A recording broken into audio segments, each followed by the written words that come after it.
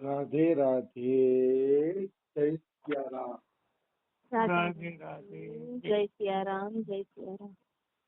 આપણે શ્રી શ્રી રામચરિત માનસની અંદર અરણ્ય કાંડ ઉપર પ્રવચન ચાલે છે. તો એ અરણ્ય કાંડના પ્રવચનમાં આગળ વધીએ તો રામે જટાયુને મુક્તિ આપી. તો જટાયુને મુક્તિ આપીને તો એ પ્રસંગ જ્યારે તુલસીદાસજીના હૃદયમાં સ્મરણમાં આવ્યો. તુલસીદાસે જ્યારે આ જટાયુના પ્રસંગનું સ્મરણ કર્યું તો સ્મરણ કર્યું ને તેને રામ ઉપર બહુ પ્રેમ આવ્યો તુલસીદાસજી. એટલે તુલસીદાસે આ પંક્તિઓ લખી રામચરિત માનસની અંદર. કોમલ ચિત અતિ દીન દયાલા કારણ બિનુ રઘુનાથ કૃપાલા. આ તુલસીદાસનું હૃદય પોકાર કરે છે રામનો પ્રેમ જોઈને, જટાયુની ગતિ જોઈને કે મારા રામ અતિશય કોમલચિત છે અને દીન દયાળુ છે અને કારણ બિનુ રઘુનાથ કૃપાલા. મારો રામ કારણ વગરના કૃપાળુ છે. કોઈ કારણ ન હોય તો કૃપા કરે છે. આ જટાયુએ સીતા માટે પ્રાણ છોડ્યા એ તો અલગ વાત છે, પણ આમ કારણ વગરની જ કૃપા કહેવાય. કારણ કે આવડા નાનકડા કાર્યમાં રામે જટાયુને પોતાનું ધામ આપી દીધું. તો આ કારણ વગરની જ કૃપા કહી શકાય. એવું કેવું હોય તો કહી શકાય. એટલે તુલસીદાસ ખોટું નથી લખતા. ભગવાન હંમેશા જયારે જીવ ઉપર કૃપા કરે છે ત્યારે એ કારણ વગર જ કૃપા કરે છે. એની કૃપામાં કોઈ પણ પ્રકારનું કારણ નથી હોતું. કારણ લઈને કૃપા કરે ને મનુષ્ય હોય કે આપણે કોઈ લાખ ઉછીતો આપે તો આપણે એને લાખ ઉછીતો આપીએ. આ બધી કારણવાળી કૃપા. અને એ કારણવાળી કૃપા મનુષ્યની હોય છે, ભગવાનની નથી હોતી. ભગવાન તો સદાય હેતુ રહિત કૃપા કરે છે જીવ ઉપર. એમાં કોઈ એટલે કોઈ શંકા નથી. ગીધ અધમ ખગ આમિષ ભોગી ગતિ દીન હી જો જાચત જોગી. આ ગીધ હતો ને એ આમિષ એટલે માંસનું ભોજન કરવા વાળો હતો. કારણ કે ગીધ હંમેશા છે ને માંસનું ભોજન કરે. તો કે આ ગીધ માંસનું ભોજન કરવા વાળો હતો, છતાં પણ એને એવી ગતિ આપી દીધી જે ગતિ યોગીઓને પણ દુર્લભ. યોગીઓને પણ જે ગતિ દુર્લભ હોય એવી ગતિ ભગવાન રામે આ ગીધને આપી દીધી. અને સુનુ ઉમા તે લોગ અભાગી હરિ તજી હોય વિષય અનુરાગ. કેટલી સુંદર વાત કરે છે તુલસીદાસજી. એક એક ચોપાઈ મંત્ર છે, એક એક ચોપાઈ ભગવત પ્રાપ્તિ કરાવે એવા અનમોલ રત્ન છે કે જેનું વર્ણન કરવું પણ અસંભવ છે. એમ કહે છે કે હે ઉમા, હે પાર્વતી, ઈ લોગ, ઈ માણસો અભાગ્યા છે કે જે હરિને છોડીને વિષયોમાં અનુરાગ કરે છે, જે વિષયોની અંદર પ્રેમ કરે છે.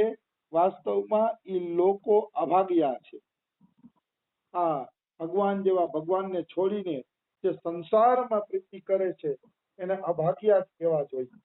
એમાં કોઈ એટલે કોઈ શંકા નથી. પુનિસી તહી ખોજત દો ભાઈ ચલે વિલોકત બન બહુતાઈ. અને પછી રામ અને લક્ષ્મણ પાછા સીતા માતાને ખોજતા ખોજતા આગળ વધ્યા. જટાયુએ સંકેત આપી દીધો તો કે માતા સીતાને રાક્ષસ રાજ રાવણ દક્ષિણ દિશામાં લઈ ગયો છે. એટલે દક્ષિણ દિશામાં ખોજતા ખોજતા રામ છે ને એ આગળ ચાલે છે અને અનેક પ્રકારના વન છે. એ વનની સઘનતા એટલે ઘાટાપણું જોતા જોતા હાલ્યા જાય છે. સંકુલ લતા વિટપ ઘન કાનન બહુ ખગ મૃગત ગજ પંચાનન. ત્યાં સઘન લતાઓના દર્શન કર્યા. સઘન વૃક્ષોના દર્શન કરતા કરતા બે ભાઈઓ આગળ વધે છે. એ જંગલમાં એને પક્ષીઓ જોયા. મૃગ એટલે હરણા, ગજ એટલે હાથી ને પંચાનન એટલે સિંહ. પંચ આનંદ પાંચ મોઢું એટલે સિંહ. સિંહ ને પંચાનન કેમ કે તો મને નથી ખબર પડતી, પણ પંચાનન નો અર્થ જ સિંહ. આ બધાને જોતા જોતા રામજી આગળ વધે છે. આગળ વધે છે ને ત્યાં આવત પંચ કબંધ નિપાતા તે સબ કહી સાપ કે બાતા. ત્યાં તો એને કબંધ રાક્ષસ મર્યો. નિપાતા એટલે મારી નાખ્યું. એને કબંધ નામનો રાક્ષસ મળે છે અને એને રામ છે ને મારી નાખે છે. પછી કબંધમાંથી એક સુંદર શરીર નીકળ્યું અને એ સુંદર શરીર પોતાના શ્રાપની વાત રામજીને કહે છે. હવે આ કબંધ કોણ હતો એનું વાલ્મીકી રામાયણમાં વિસ્તારથી વર્ણન છે કે જ્યારે રામ અને લક્ષ્મણ બે જણા હાઈલા જતા હોય છે. સીતાજીનું હરણ થઈ ગયું છે કે સીતાજીને પકડતા નથી, પણ રામ ને લક્ષ્મણ લગભગ હાઈલા જાય ને તો કબંધ છે ને પોતાની જટા લાંબી કરે છે. જટા લાંબી કરીને રામ લક્ષ્મણને પકડવાની કોશિશ કરે છે.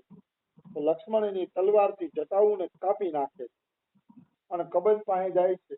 એનું નામ કબંધ એટલે હતું કે એને ખાલી મોઢું જ હતું, હાથ અને પગ પેટમાં વયા ગયા હતા, એટલે એ વાળની જટાથી પશુ પક્ષી પકડીને ખાઈ જતો. એ રાક્ષસ એટલે રાક્ષસ તો ખાલી મોઢું જ દેખાતું, બીજું કઈ હાથ પગ દેખાતા નહોતા. એ તો શરીરમાં વયા ગયા હતા. શું કામ? તો કે એક વખત છે ને એને દુર્વાસા ઋષિની કઈક મસ્કરી કરી. દુર્વાસાએ એને શ્રાપ આપ્યો. શ્રાપ આપ્યો એટલે પોતે આમ અભિમાની તો બની ગયો હતો. એક તો દુર્વાસાએ શ્રાપ આપ્યો તું નષ્ટ થઈ જાય, એને શ્રાપની પરવા કર્યા વગર ઇન્દ્ર સામે લડવા ગયો. એટલે ઇન્દ્રએ એને વજ્ર માર્યું ને એટલે વરદાનના કારણે મર્યો નહીં, એના હાથ પગ શરીરમાં ઘૂસી ગયા. ત્યારથી બિચારો ખાલી મોઢું લઈને જીવતો છો અને હાથ પગ શરીરમાં ઘૂસી ગયા. એવું મેં આગળ ચૂકવું વર્ણન વાંચ્યું છે, પણ મને સ્પષ્ટ બધું યાદ નથી. જેવું તેવું યાદ છે એ બધું બોલું છું. આવી વસ્તુ છે એટલે જ એને કબંધ નામ આપ્યું હતું, કારણ કે એ ધડ સહિત જ જીવતો હતો, બાકી બધું એનું અંદર વયું ગયું હતું. તો એમ કહે છે કે દુર્વાસાએ મને શ્રાપ આપ્યો છે. દુર્વાસા મોહી દીનહી સાપા પ્રભુ પદ પેખી મિટાસો પાપા. હે રામ, આજે મેં તમારા ચરણ કમલના દર્શન કર્યા, તો તમારા ચરણ કમલના દર્શનથી મારો શ્રાપ વયો ગયો છે.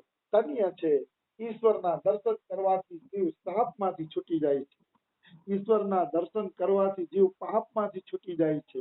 ઈશ્વરની ઝાંખી થઈ જાય કે દર્શન થઈ જાય તો બધાય કર્મોના બંધનમાંથી જીવ મુક્ત થઈ જાય છે.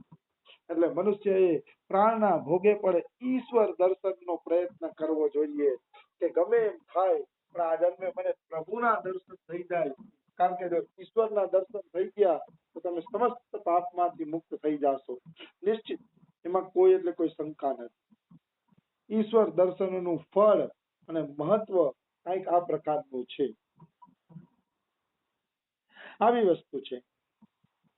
સુनु ગંધર્વ કહું મેં તોહી મોહી ન સોહાય બ્રહ્મ કુલ દ્રોહી.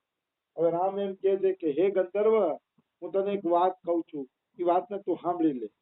મને છે ને કે બ્રાહ્મણ કુલનો જે દ્રોહ કરે છે ને એ ગમતું નથી. રામ એમ કહે છે. અને બ્રાહ્મણ કેતા ભક્તો, કારણ કે પેલા બ્રાહ્મણ બધા શુદ્ધ હતા, કળિયુગમાં બધું ભેળસેળ વાળું થઈ ગયું છે. એટલે અમારા બાબા એમ કહે છે કે બ્રાહ્મણ શબ્દ આવીને ભક્ત શબ્દ લગાડી દે. એટલે ભગવાન અહીંયા એમ કહેવા માંગે છે કે જે ભક્તોને હેરાન કરે છે એ વ્યક્તિ મને પસંદ છે નહીં. મોહી ન સોહાય બ્રહ્મ કુલ દ્રોહી. જે બ્રાહ્મણોનો દ્રોહ કરે છે, ભક્તોનો દ્રોહ કરે છે, રામજી કે ઈ મને વ્યક્તિ ગમતો નથી.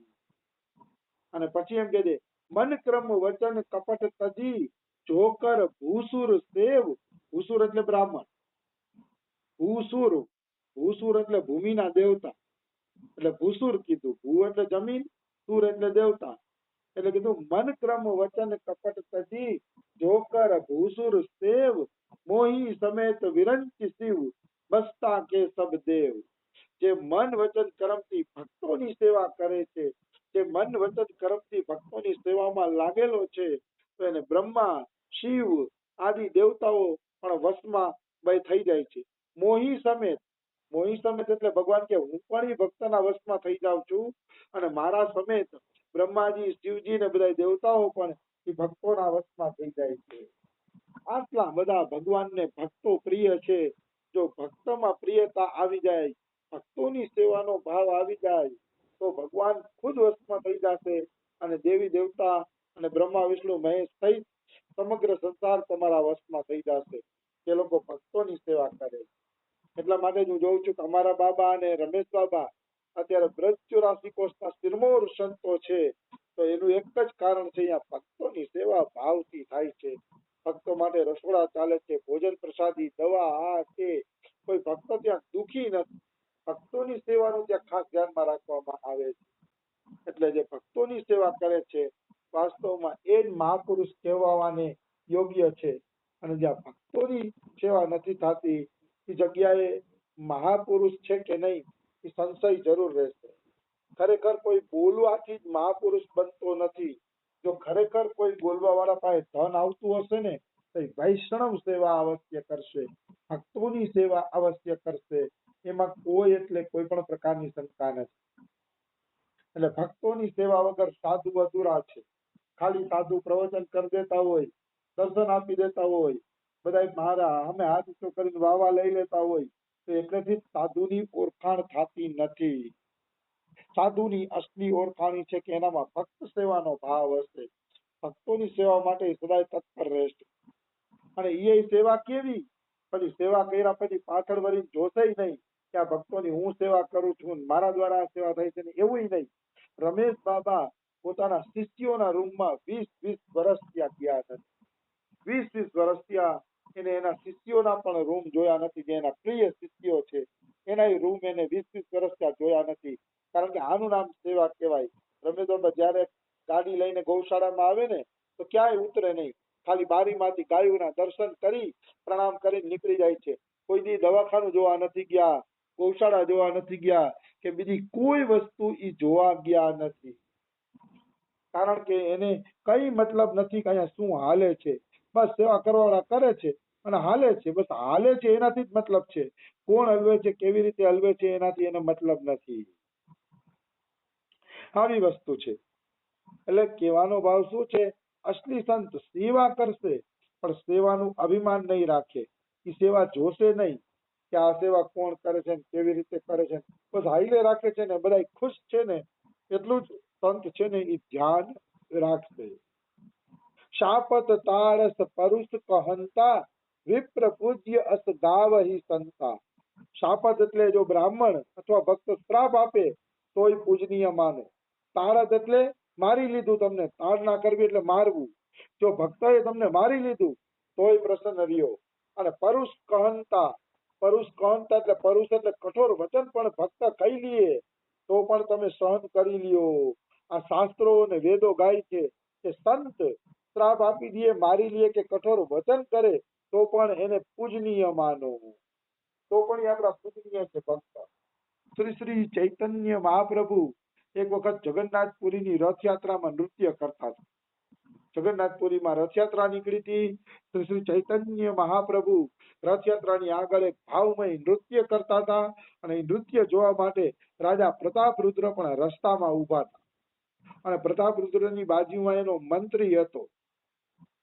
તો એનો મંત્રી થોડોક ઊંચો હતો એટલે પાછળ ઉભેલા શ્રીવાસ પંડિતને દર્શન નહોતા થતા ચૈતન્ય મહાપ્રભુના નૃત્યના. એટલે શ્રીવાસ પંડિતને ગુસ્સો આવ્યો.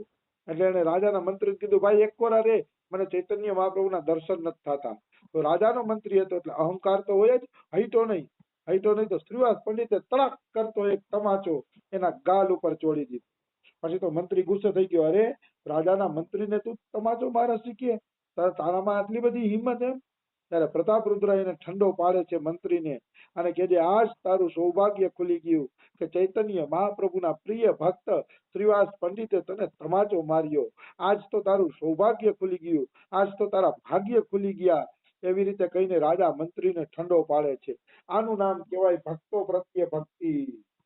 મારી લે તો એમ જ માનવાનું કે એ ભક્તએ મારું કઈક હિત કર્યું છે. કદાચ કઠોર વચન કહી લે, તાળના માર કરી લે તો એમ જ માનવાનું કે અવશ્ય એ મારું કઈક હિત જ કરી રહ્યા છે. આવો ભાવ જ્યારે તમારી અંદર આવી જાય ત્યારે માનવાનું કે હવે ભક્તોમાં ભક્તિ આવી છે ને તેથી ભગવાન તમારી ઉપર પ્રસન્ન થઈ જ ગયા એમ માનો. ત્યારે ભક્તોમાં આવી ભક્તિ આવી જાય ત્યારે ભગવાન પ્રસન્ન જ છે એમ તમે માની લ્યો. તો સમય થઈ ગયો છે, બીજું આપણે કાલે લઈ લેશી. રાધે રાધે, જય